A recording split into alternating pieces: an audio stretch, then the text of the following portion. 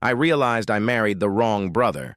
At 3 a.m. in the ER, my 6-year-old son Marcus started convulsing. Not shaking. Full convulsions, his whole body rigid, then thrashing, then completely still. I screamed for my husband Daniel, and he came to the doorway, squinted at me, and said, "What's the big deal? Kids have nightmares. Come back to bed." Marcus's lips were turning blue. I called 911 while Daniel went back to our room. I heard him turn the TV on. I don't know why I called his older brother Ryan. Muscle memory, maybe. Ryan answered before the second ring. I was barely coherent. He said, "I'm leaving right now. What hospital?" Just like that. No hesitation. Daniel rode to the hospital in the passenger seat of our car, arms crossed, annoyed. He spent the entire drive complaining that Marcus was probably faking for attention. "He does this," he kept saying. "He's dramatic, just like your mother."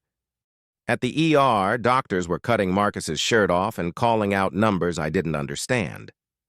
Daniel asked a nurse if there was a cafeteria because he hadn't eaten since dinner.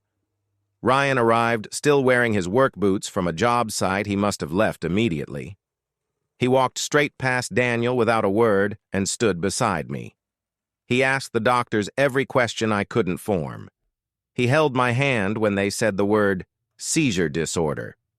He remembered that Marcus had a reaction to a dye used in an MRI 2 years prior, something I'd completely blocked out in the panic. The attending said that information likely changed their imaging approach.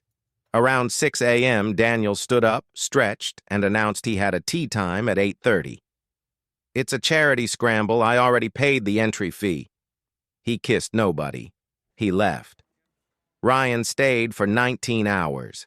He got Marcus a popsicle when he finally woke up. He talked to him about baseball and pretended the IV tube was a robot arm.